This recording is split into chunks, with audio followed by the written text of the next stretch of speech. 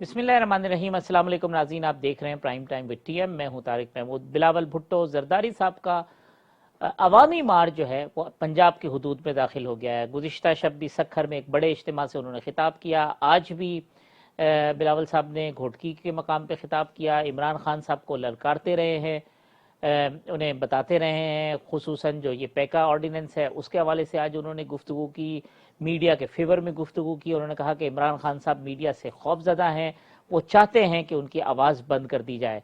बिलावल भुट्टो साहब कहते हैं कि जी वो इस्लामाबाद की जानिब बढ़ रहे हैं। इमरान खान साहब के लिए अब भी मौका है कि वो हिम्मत करें, मैदान में आए, नए इलेक्शन में अपोजिशन का और बिलखुसूस पाकिस्तान पीपल्स पार्टी का मुकाबला करें। दूसरी तरफ जो पाकिस्तान तहरीक इंसाफ के रहनुमा शाह महमूद कुरैशी साहब, अली जैदी साहब, वो भी सिंध हुकूक मार्च जो है जारी रखे हुए हैं और उनकी सरगर्मियाँ भी जारी हैं। वो भी मुख्तलिफ मकामात पर पाकिस्तान पीपल्स पार्टी को ललकार रहे हैं। पाकिस्तान पीपल्स पार्टी की सिंध में जो गवर्नेंस है उसके हवाले से बातें कर रहे हैं और कहते हैं कि जी वो सिंध के लोगों को उनके हुकूक दिलाएंगे। इमरान खान साहब की चौधरी शुजात हुसैन साहब से जो मुलाकात है वो भी आज ज़ेर बहस रही है। तारिक बशीर चीमा साहब ने वाज़ेह तौर पर कहा है कि तहरीक अदम एतमाद के हवाले से ना कोई गुफ्तगू हुई है, ना अभी हमने फैसला किया है। ये इख्तियार चौधरी परवेज़ इलाही साहब को दे दिया है पार्लिमानी पार्टी ने, और वो हालात और वाक़यात देखकर इस बात का फैसला करेंगे। तो जैसे ही मुलाकातें होती हैं, चाहे वो मुत्तहिदा कौमी मूवमेंट से हो, चाहे वो काफ लीग से हो, अगर अपोजिशन की मुलाकात होती है तो अपोजिशन का तासुर यह होता है कि जैसे इत्तेहादी उनके साथ हैं। दूसरी जानिब हुकूमत काउंटर करती है, जाके मिलती है। चौधरी शुजात हुसैन साहब से भी इमरान खान साहब मिले हैं। इसी तरीके से मुत्तहिदा कौमी मूवमेंट के साथ भी वो राब्ते करते हैं और ये तासुर देते हैं कि इत्तेहादी उनके साथ खड़े हैं। जो अपोजिशन है, आज शाहिद खाकान अब्बासी साहब की एक इम्पॉर्टेंट मुलाकात हुई है मौलाना फजलुर रहमान साहब से, और उसके अंदर भी जो तहरीक अदम एतमाद के हवाले से अब तक की जो पेशरफ्त है, जो मुस्लिम लीग नून की और PDM की जो काविशें हैं वो ज़ेर बहस आई हैं।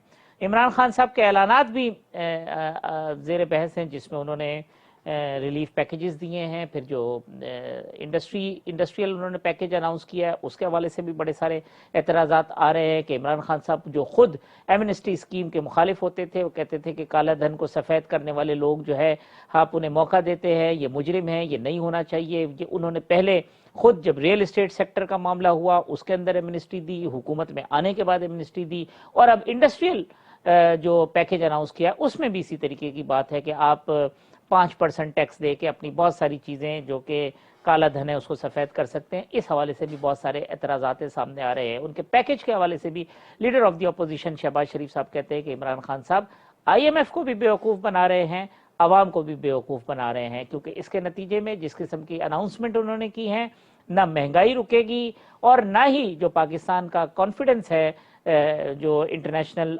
मालियाती इदारे हैं उनका पाकिस्तान के हवाले से जो एतमाद है उसको भी धचका पहुंचेगा, क्योंकि हम बहुत सारी जो है वादा खिलाफियाँ कर रहे हैं। गुफ्तगू करेंगे आज के प्रोग्राम में इन्हीं तमाम मौज़ूआत पर। मेरे साथ मौजूद हैं पाकिस्तान पीपल्स पार्टी के रहनुमा सेनेटर बहरामंद तंगी साहब, मुझे ज्वाइन कर रहे हैं पाकिस्तान मुस्लिम लीग नून के रहनुमा सेनेटर जावेद अब्बासी साहब, और मेरे साथ मौजूद हैं पाकिस्तान तहरीक इंसाफ के रुकन कौमी असम्बली आफ्ताब जहांगीर साहब। तमाम मेहमानों का बहुत शुक्रिया। बहरामंद तंगी साहब, ये फरमाइएगा कि ये जो लॉन्ग मार्च है, अवामी मार्च पाकिस्तान पीपल्स पार्टी का, कितना प्रेशर बिल्ड कर रहा है? शेख रशीद साहब कहते हैं कि ये तो हमारा अपना मार्च है, कुछ नहीं होता, तासुर दे रहे हैं कि फ्रेंडली मार्च है। क्या है इस मार्च के हवाले से आपके तासुरात और जो हुकूमत का मौकिफ है उस पर रद्द-ए-अमल? बिस्मिल्लाहिर्रहमानिर्रहीम। तारिक साहब, देखिए पाकिस्तान पीपल्स पार्टी ने 4 साल है, तकरीबन 3.5 साल से पार्लियामान के अंदर और रोड पे भी अवाम के साथ सियासत की है।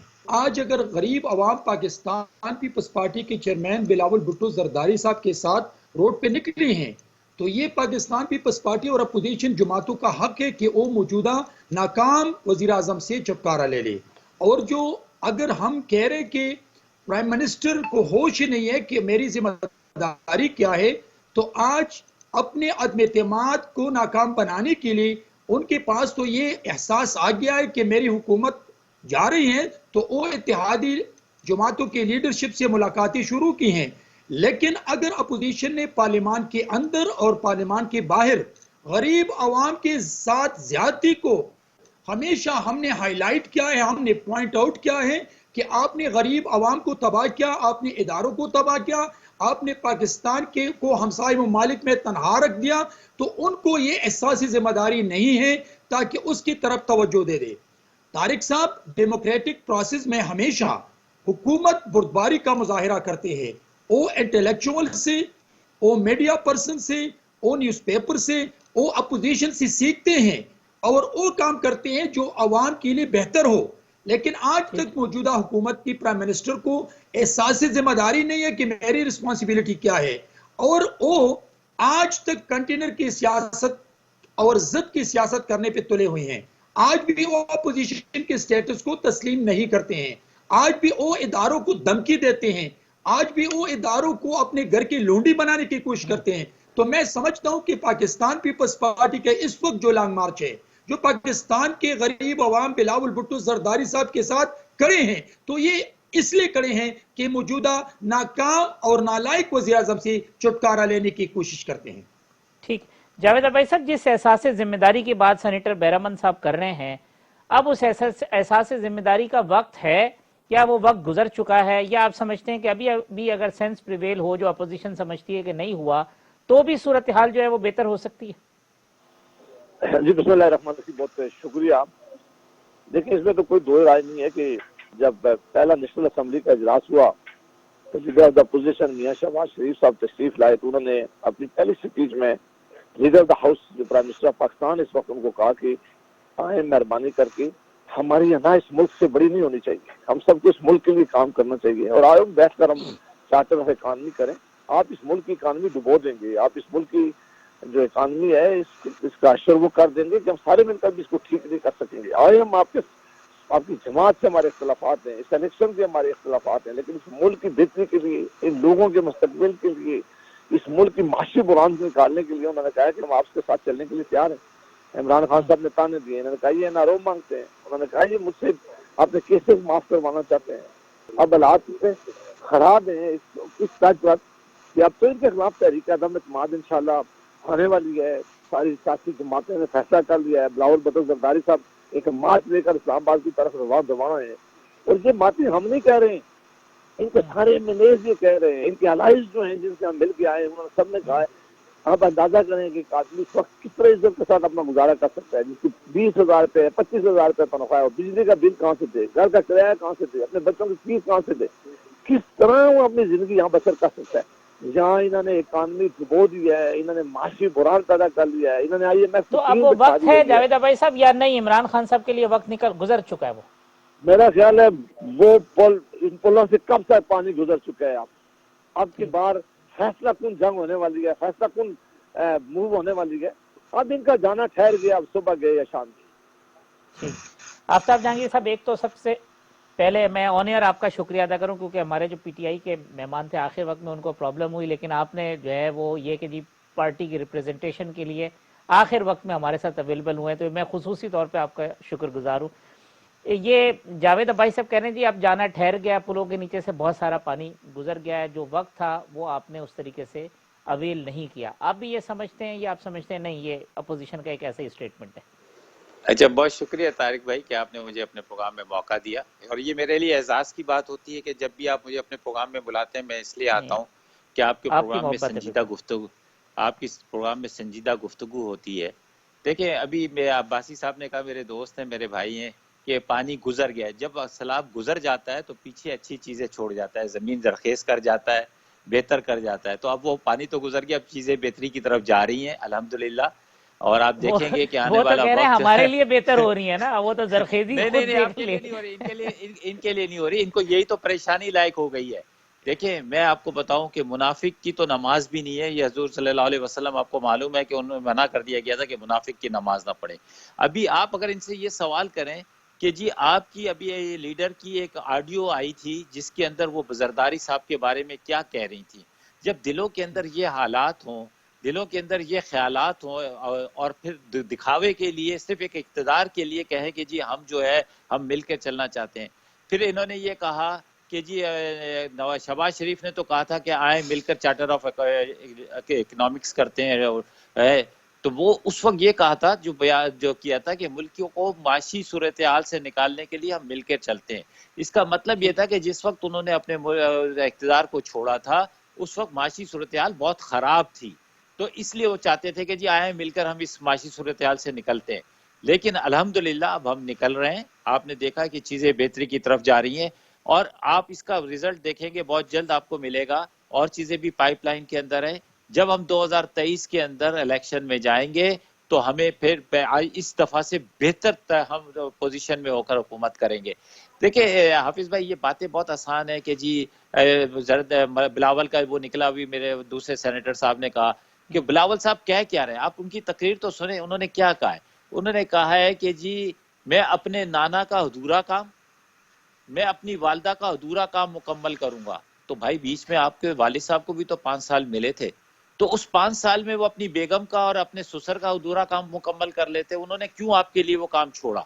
उसके बाद फिर 5 साल तो आपके अलायंस को भी, आपके दोस्तों को मिले है, तो आप उन्होंने वो अधूरा काम क्यों नहीं मुकम्मल किया?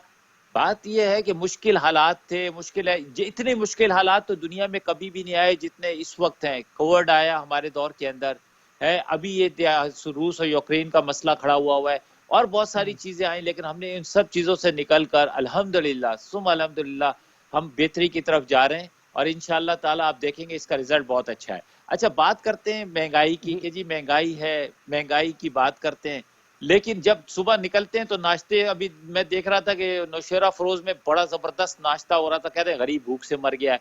और भाई गरीब तो मर गया है, लेकिन जो गरीब के लिए आवाज उठा रहे हैं उनके तो दस्तरखान बड़े सजे हुए हैं, वो तो उनके दस्तरखानों में तो कोई कमी नहीं आ रही है। तो भाई अगर कम से कम इतना तो एहसास कर लो कि यार वो तो वीडियो तो ना जारी करो कि जो जिसपे आपके दस्तरखान इतने वसीयों के गरीब का दिल बेचारे का जो है वो हो। तो ये सारी चीजें ये वक्त बताएगा। ये जरा जो आफ्ताब साहब ने एक बात की कि आपके तो दिल जो है वो एक दूसरे के साथ मिले हुए नहीं है, दिलों में खोट है एक दूसरे के खिलाफ।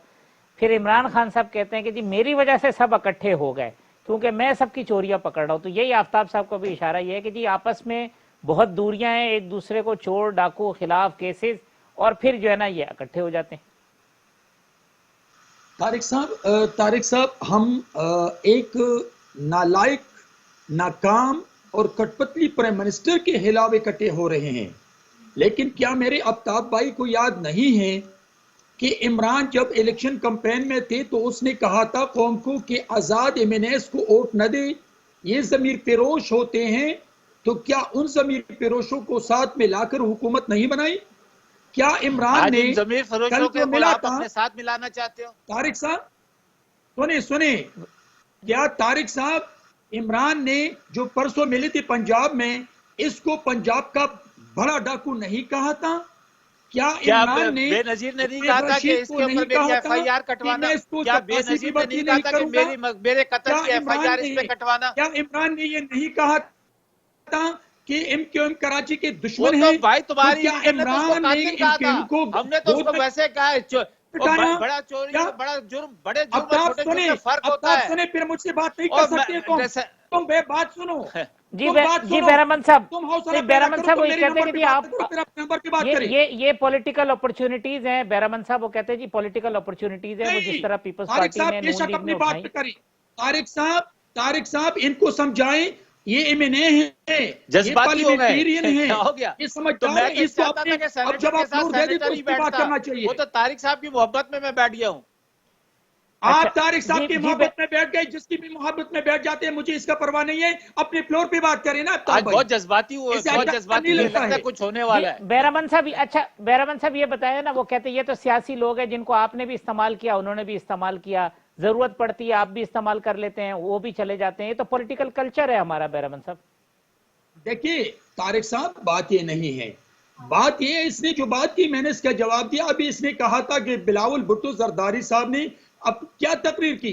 बिलावल भुट्टो जरदारी साहब अवाम को नालायक सेलेक्टेड कठपुतली प्राइम मिनिस्टर के करतूत बता रहे हैं कि घी के नहीं, वो अपने नाना का और नानी अपनी वालदा का अधूरा काम बता रहे थे। ये देखिए, ये देखिए, सुने ना, अपने नाना का और अपनी वालदा का अधूरा काम पैदा करें, फिर आप अपने फ्लोर पे बात करें, अपने फ्लोर पे बात करें। देखिए अवाम सुन रहे हैं, अवाम हमें देख रहे, खुदा का खौफ करें, अपने फ्लोर पे बात करें। अच्छा चले बैरामन साहब, जावेद साहब को बीच में वो कर देते हैं इंक्लूड। जावेद भाई साहब, ये तो देखे ना, वो कहा इमरान खान साहब ने कि 12-14 साल के बाद आप भी चले गए परवेज इलाही साहब के पास चौधरी साहब की तबीयत पूछने के लिए। ये पॉलिटिकल जब इस तरीके के मोड़ आते हैं तो फिर सियासी जमातें कॉम्प्रोमाइजेस करती हैं, बातें उसूल की करती हैं। देखें जी, हमारा और चौधरी बरादरान के दरमियान एक बहुत बड़ा पुराना तल्लुक रहा है और तल्लुक के बाद खराबी भी आई है, हमारे दरमियान मिसट्रस्ट भी आया और बड़ी सख्त खिलाफ भी आए, लेकिन हमने कभी एक दूसरे के मुतल्लिक कोई रिमार्क नहीं दिए। मैं चौधरी साहबान का मुझे बड़ा एहतराम है, मेरे साथी मंत्री का तल्लुक भी है, तो मैं उनके बारे में वो बातें नहीं करता जो इमरान खान साहब ने उनके बारे में बातें की थी। आपको याद है ना कि इमरान खान साहब ने चौधरी परवेज इलाही साहब जो बड़ा इज्जत वाले आदमी, उनके बारे में क्या बातें की? हमने कभी ऐसी बातें नहीं की। और किस तरह फिर उनको इन्होंने नसर बनाया, उनको मिनिस्टर बनाया, उनके घरों में जारी थे।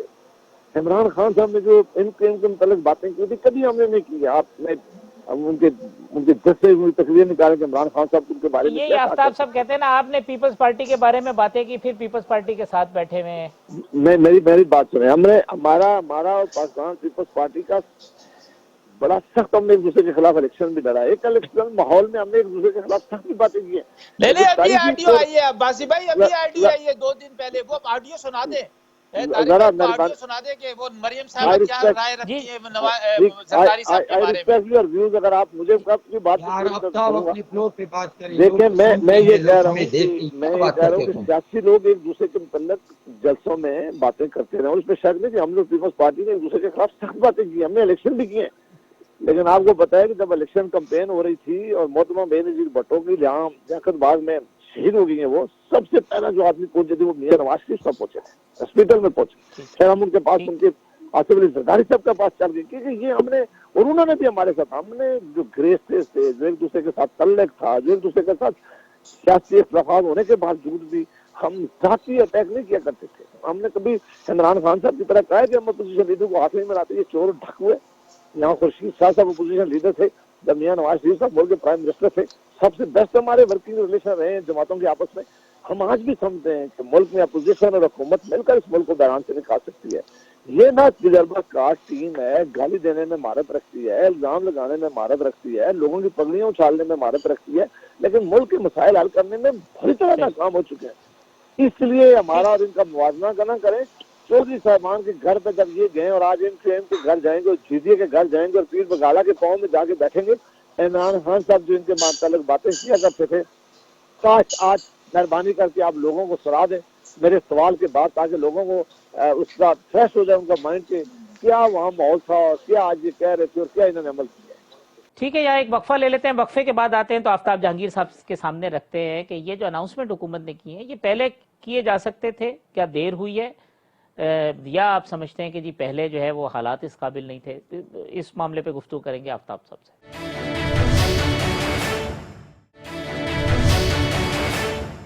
वेलकम बैक नाज़रीन। सेनेटर बैरामन साहब, सेनेटर जावेद अब्बासी साहब, आफ्ताब जहांगीर साहब मेरे मेहमान हैं। आफ्ताब साहब, ये जो अनाउंसमेंट हुई है कि जी आपने पेट्रोल प्राइसेस कम कर दिए, ये कर दिए, ये क्या पहले भी किए जा सकते थे? क्योंकि हुकूमत की तरफ से बात हो रही है कि ये अनाउंसमेंट पहले होने चाहिए थे, और अब जब ये हुए हैं तो ये एक कोइंसिडेंट हो गया है, या जो अपोजिशन कहती है कि जनाब उनका प्रेशर है, वो तो इसका क्रेडिट लेंगे कि जी हम चूंकि तहरीक अदम एतमाद ला रहे हैं, हम चूंकि रोडों के ऊपर हैं, लिहाजा उस प्रेशर में इमरान खान साहब ने ये फैसले किए हैं और जिसको आप आवाम के रिलीफ का नाम दे रहे हैं। बात ये है, देखिए मैं ये समझता हूँ हाफिज साहब कि अगर हुकूमत ये सामने, ये जैसे प्राइम मिनिस्टर साहब ने भी कहा है और चीज़ें हैं कि अगर उनके पास क्वेश्चन मौजूद था और उन्होंने इसको इस्तेमाल किया तो बहुत अच्छी बात है।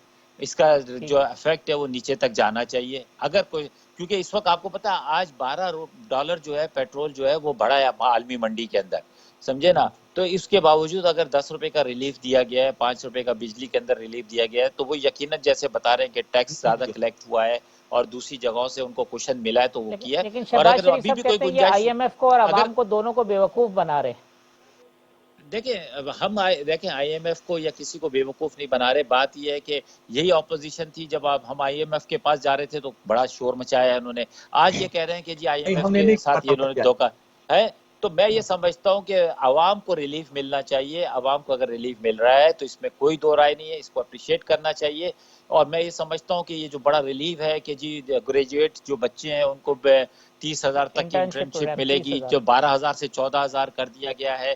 ये सारी वो चीजें जो कि रियासत की जिम्मेदारी है कि अगर उसके पास टैक्स कलेक्ट होता है, उसके पास कहीं से पैसे आते हैं, वो उसको आवाम पर खर्च करना चाहिए। और ये पहली दफा हुआ है कि आवाम के ऊपर इतना बड़ा रिलीफ पैकेज आवाम को दिया गया है इस मुश्किल हालात में, जिस वक्त पूरी दुनिया एक मुश्किल के अंदर है। सिर्फ पाकिस्तान नहीं, पूरी दुनिया इस वक्त मुश्किल के अंदर है। उस मुश्किल हालात के अंदर इस तरह का पैकेज आना ये बहुत बड़ी बात है। तंगी साहब, ये तो आपको खुश होना चाहिए, आवाम को रिलीफ मिल रहा है, पैसे कम हुए हैं, पेट्रोल के ऊपर चीज़ें हुई हैं, चाहे किसी भी वजह से हुई हो। वो कहते पहले कर देना चाहिए था, लेकिन जो है चले अब हुआ है, लोग खुश होंगे तो आपको भी खुश होना चाहिए। देखिए तारिक साहब, हमें नहीं, पाकिस्तान की उन गरीब 22 करोड़ आवाम को खुश करना चाहिए जिनके 650 रुपए से 20 किलो आटे का बैग आज 1500 रुपए का बिकता है। 120 रुपए का किलो वाला घी आज 400 रुपए का बिकता है। आज चावल 180 रुपए का बिकता है। आज चीनी 100 रुपए का बिकता है। आज गोश्त 800 रुपए का बिकता है। इमरान को चाहिए कि अगर परस कर एक कहते हैं कि हमने टैक्स कलेक्शन किया है तो फिर इम्पैक्ट होना चाहिए, और इम्पैक्ट ये है कि पाकिस्तान की गरीब आवाम को, जो इस वक्त पाकिस्तान की तारीख में सबसे ज्यादा इन्फ्लेशन है, महंगाई है, उनको कम करना चाहिए। और मैं आपको बताना चाहता हूं, जो 10 रुपए की बात कर रहे हैं, ये कम करने वाली बात है। जो 80 रुपए के पेट्रोल से लेके आज 151 रुपए पे हैं, तो ये फिर भी अपने गले में हार डालने की कोशिश करते हैं नाकाम कि हमने पेट्रोल की कीमत कम कर दी। आपने पेट्रोल की कीमत नहीं कम की, आपने 80 रुपए से 151 रुपए तक पहुंचाई है अभी तक। उनकी बात करें, आपने कहा था कि हम आ रही हुकूमत में पेट्रोल की कीमत 40 रुपए होगी, हम 40 रुपए पे करेंगे, हम डॉलर की कीमत कम करेंगे। कहते हैं पेट्रोल हम यहाँ तो पैदा नहीं होता पाकिस्तान के अंदर, बाहर से इंपोर्ट करते हैं। दुनिया में पेट्रोल की प्राइसेस पहुंच गई हैं, तो हम क्या करें? तारिक साहब, मैंने नहीं कहा था, मैंने नहीं कहा था, इसने कहा था कि अगर हमारी हुकूमत आ जाती तो हमारी हुकूमत में 40 रुपए पे बिकेगी। ठीक, देखिए फिर बात करते हैं। मैंने नहीं कहा जावेद भाई साहब, वो इसके इमरान खान साहब ने जो अपना कहा था कि खिताब जिसमें किया उसमें उन्होंने कहा जी एक शोर ज्यादा है, महंगाई के आदाद शुमार उनका गूगल करके देख लें, इतनी महंगाई नहीं है जितना हमारे खिलाफ प्रोपेगेंडा किया जा रहा है। और कंपैरिजन उन्होंने एक पेश किया, उन्होंने कहा जी ये हमारे खिलाफ प्रोपेगेंडा है, और चूंकि हम इकोनॉमी को ठीक कर रहे हैं लिहाजा जो है वो लोग समझते हैं कि अगर ये ठीक हो गए तो उनकी सियासत खत्म हो जाएगी। ये नैरेटिव है इमरान खान साहब का।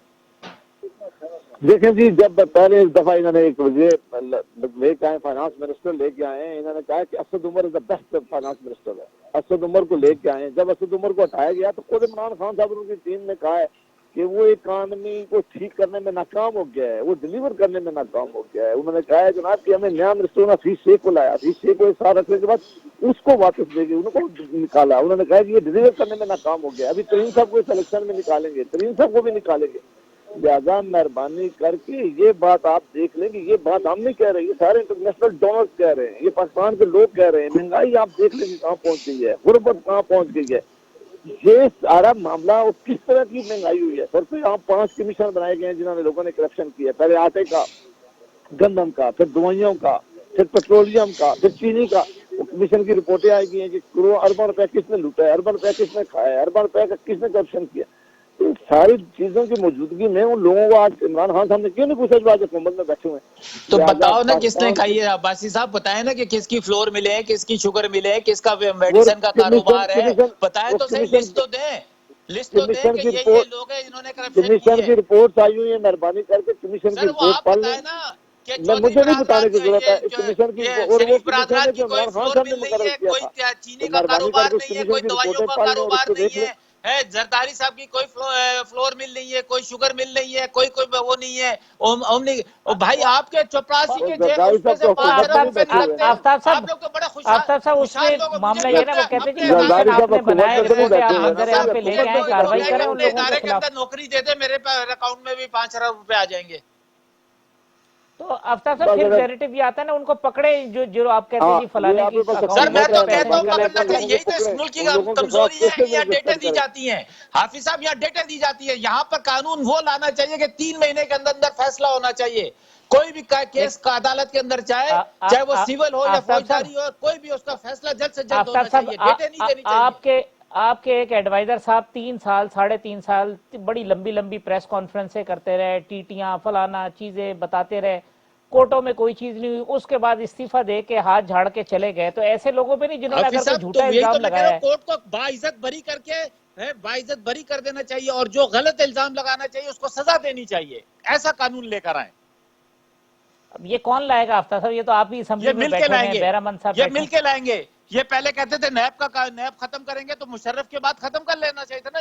इन दोनों के 10-10 5-5 साल थे, तो उसमें नैब को खत्म कर देना चाहिए था, इदारों को खत्म कर दें, समझे ना, अदारों को बेहतर करें, अदालती निजाम को बेहतर करें, ताकि ये कौम जो है किसी से रास्ते पे चले, दादा मरता है तो पोते को जाके उसकी जायदाद मिलती है, पर 20-20 साल मुकदमा जायदाद के ऊपर लड़ा जा रहा होता है और अदालतें तारीख पे तारीख दी चली जा रही होती हैं। ये आपके सामने हाफिज साहब, आप इस अदालती निजाम से मुतमईन है? नहीं, क्या अभी शहबाज शरीफ साहब जाते हैं, हर जब जाते हैं एक तारीख लेकर आ जाते हैं। भाई मैं कहता हूँ शहबाज शरीफ साहब दुनिया का पाक तरीन साफ तरीन शख्स, को बरी कर दो, लेकिन फैसला तो करो। ठीक है, यहाँ एक ब्रेक ले लेते हैं, ब्रेक के बाद आते हैं तो प्रोग्राम को कंक्लूड करेंगे। तहरीक अदम एतमाद वाला मामला जो है वो सामने रखेंगे अपने पार्टिसिपेंट के, कि आखिर अगर अपोजिशन पुर उम्मीद है या पूरा एतमाद है तहरीक अदम एतमाद के मामले में, तो उसकी जो बेस है वो क्या है।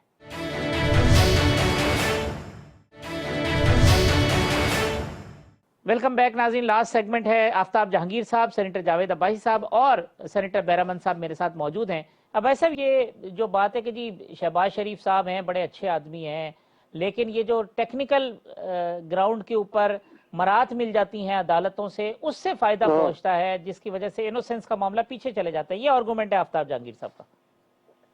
देखिए जी, मुझे सब अदालतों का एहतराम है। अदालतें जो हैं वो किसी के कंट्रोल में नहीं है। अदालतों के जो भी फैसला होता है सबको मानना चाहिए। ये क्या कहना कि फलां अदालत फलां के लिए ये है और फलां के लिए ये बहुत बड़ा कंटेम्प्ट है।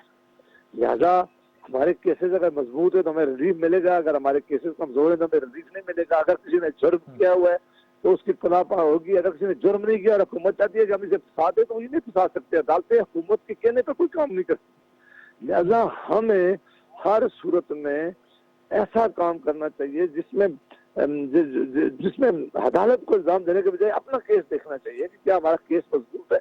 या 3 घंटे की प्रेस कॉन्फ्रेंस करते रहे शहजाद अकबर साहब के, जी ये है और टीटियां सारे झूठे केसेस बने, नैब को केसेस गए, हाई कोर्ट सुप्रीम कोर्ट, उन्होंने कहा ये सारे केसेस झूठे हैं। उन्होंने कहा इनको केसेस में कोई जान नहीं है, इनकी कोई वैल्यू नहीं है, ये नैब एक अदारा है जिसको गलत इस्तेमाल किया जा रहा है। तो वो सारी चीजें जो बहुत ज्यादा तकलीफदेह हैं। लिहाजा मैं समझता हूँ कि हमें अदालतों के बजाय अपने ऊपर तवज्जो देना चाहिए। बैरामंद साहब, ये जो अदालती निजाम में खामियां हैं, नकाइस हैं, उसका फायदा मिलता है और उसकी वजह से चीजें डिले होती रहती हैं। लोग समझते हैं कि भाई कुछ हुआ ही नहीं। देखिए, पाकिस्तान पीपल्स पार्टी ने अपनी हुकूमत में भी नए कवानीन में अमेंडमेंट लाने के लिए कोशिश की थी और ये रिकॉर्ड पे हैं। फिर नवाज हुकूमत में भी पीपल्स पार्टी ने कोशिश की है और अभी भी हमारी ये कोशिश है कि अच्छी लेजिस्लेशन हो। जब तमाम जमातों ने ओथ लेने से इनकार किया तो मेरे चेयरमैन बिलावल भुट्टो सरदारी साहब ने कहा कि नहीं, हम ओथ लेंगे, इसलिए कि अगर कानून साजी हो मुल्क के लिए, अवाम के लिए, इदारों के लिए, तो वी विल सपोर्ट। और इसी वजह से तमाम जमातों को कन्विंस करके ओथ लेने पे मजबूर किया और ओथ ले लिया। और फिर मेरे चेयरमैन और इसी तरह बाकी जमातों की लीडरशिप खड़े होकर बात की कि आगे बढ़े, हम आपके साथ हैं। लेकिन मौजूदा नालायक वज़ीर आज़म ने, कठपुतली वज़ीर आज़म ने आज तक डेमोक्रेटिक प्रोसेस को और मालिमानी रिवायात को मलहूज़ हातिर रखे आगे बढ़ने की कोशिश नहीं की है। पार्लिमानी रिवायात में यह है कि आप अपोजिशन की सपोर्ट के बगैर कोई कानून साजी नहीं कर सकते हैं। 1973 कॉन्स्टिट्यूशन को आप देख ली, 18 अमेंडमेंट्स को आप देख ली, हमारे पास अक्सरियत नहीं थी, लेकिन मेरी लीडरशिप के पॉलिटिकल विजन की वजह से शहीद जुल्फ़िकार अली भुट्टो, शहीद बीबी और जनाब आसिफ अली जरदारी साहब की पॉलिटिकल विजन की वजह से हमने अपोजिशन को ऑन बोर्ड लिया, हमने अपोजिशन की स्टेटस को तस्लीम किया, हमने अपोजिशन लीडर के साथ हाथ मिलाया for the sake of democratic system. हमने ये नहीं किया कि हम साफ है, हमने ये किया कि आए हम सब मिलके इस मुल्क को, इस पार्लियामान को मजबूत बनाएं। आफ्ताब साहब, इसमें जो बैरमन साहब कहते हैं जी करना तो आप ही नहीं था 4 साल के अंदर, अगर कंसेंसस नहीं हो सका गवर्नमेंट अपोजिशन को बिठाना चाहिए था, ये फेलियर है, कहीं ना कहीं कमजोरी है। आपने हाफिज साहब, आप बड़े करीब से हर चीजों को वॉच करते हैं, देखते हैं कि जब भी पार्लियामेंट का इजलास होता है वहां पर एक दंगा मस्ती शुरू कर दी जाती है, नारेबाजी, शोर आते ही शराबा, नहीं आफ्ताब साहब, लोग ही नहीं आते, कोरम 4-4 बंदे अच्छा बैठे हुए देखिए, होते हैं अच्छा पूरे। हाँ बिल्कुल बिल्कुल, देखिए मैं आपको इस बात पे एतराफ कर रहा हूँ, मैं उन लोगों में से नहीं हूँ कि जो अपनी गलती का एतराफ ना करें। मैं ये कहता हूँ, और मैंने कई दफा ये कहा है, बल्कि मैं तो ये कहता हूँ कि भाई कोई ऐसा मैकेनिज्म होना चाहिए कि जो लोग नहीं आते उनके प्रिविलेजेस जो है, जो लोग आते हैं उनके इलाकों में लगा दिए जाए, समझे ना, ताकि देखे एहसास तो हो कि आप आए हो, इतने कौम का पैसा खर्च हुआ है, कौम ने आपकी तरफ देखा है, आपको अपना नुमाइंदा बनाकर भेजा है, आपने अपने आप को पेश किया कि जी मैं आपका जाके मुकदमा लड़ूंगा, मैं इस कौम के लिए अपनी अपनी खिदमत पेश ठीक कर रहा बात हूँ, है। और जब वक्त आता है तो आते नहीं है। तो ये तो बिल्कुल गलत है। मैं चाहे वो मेरा सगा भाई क्यों ना हो, अगर वो गलत है तो वो गलत है। पीटीआई के जो लोग नहीं आते, मैंने तो प्राइम मिनिस्टर साहब से भी कहा है कि भाई खुदा के लिए कोई ऐसा आप इनाम का ये तो रख दें कि भाई जो आता है जिसकी हाजिरी सबसे ज्यादा होगी उसको कुछ ना कोई इनाम मिल जाएगा, वो इनाम ये होगा कि उसको ज्यादा फंड मिल जाएंगे उसके इलाके के लिए, समझे ना, ताकि लोग इसी उमरा उससे सईद को जाएंगे दिया कि है यार ना, अगर हम नहीं जाए। वो सर इनाम देखिए, उमरा अब सईद को मिल गया है। अब अच्छा देखिए, मुराद सईद आता तो है ना, हाजिरी तो लगती है ना मुराद सईद की, इसमें तो कोई शक नहीं है, अगर उसकी 100% नहीं, हाजिरी है तो उसको मिलना भी मैं ये चाहिए, कह रहा उसके हूँ कि उसने मुराद डिलीवर सईद भी को किया है। इनाम मिल गया है। सर बिल्कुल अच्छी अच्छा, बात है, चले उसको हमने इनाम मिलना कंक्लूजन की चाहिए। तरफ चल, मैं अपना कंक्लूजन की तरफ मिलना भी चलना है। चाहिए, मुझे वो बैरमन बहुत अच्छा साहब काम कर रहा है, लास्टली, बहुत मेहनत करता है, उसको मिलना भी चाहिए। बैरमन साहब आखिर में मुझे ये बता दें कि इस बार तहरीक अदम एतमाद और ये जो लॉन्ग मार्च, ये क्या नया है जिसके नतीजे में आप हुकूमत बदल देंगे? वो कहते हैं जी ये तो 18वीं मरतबा आ रहे हैं, 65वीं मरतबा ऐलान कर रहे हैं, कुछ नहीं होना, वो वैसे ही ऐलानात होंगे, सब कुछ खत्म हो जाएगा। तो क्या नई चीज है, क्या उम्मीद है आपको कि जिसकी वजह से पिछले से मुख्तलिफ है? हमारा लॉन्ग मार्च जो है वो डेमोक्रेटिक प्रोसेस का एक हिस्सा है। हम अवाम के साथ हैं और अवाम को इस नालायक हुकूमत के बारे में हम बताते हैं। दूसरी तरफ जब अदम एतमाद की बात है, पाकिस्तान पीपल्स पार्टी पार्लियामान से बाहर और पाकिस्तान पीपल्स पार्टी पार्लियामान के अंदर दोनों इश्यूज पे बात करने के लिए तैयार है। और इंशाल्लाह इस दफा जब अदम एतमाद आएगी तो मौजूदा कठपुतली प्राइम मिनिस्टर दर जाएगा। नहीं, वो कैसे जाएंगे? आप इत्तेहादियों की मदद से जाएंगे या पीटीआई के एमएनएज आपकी सपोर्ट करेंगे? क्योंकि अभी तक तो इत्तेहादी भी हम उस वक्त देखिए तारिक पीटीआई साहब इसके के इत्तेहादी लोग तो जमात कर के नहीं साथ सकते, वो हमारी तो टेबल 63A टॉक्स के तहत घर चले जारी जाएंगे। हैं, हम उनके साथ बात करते हैं।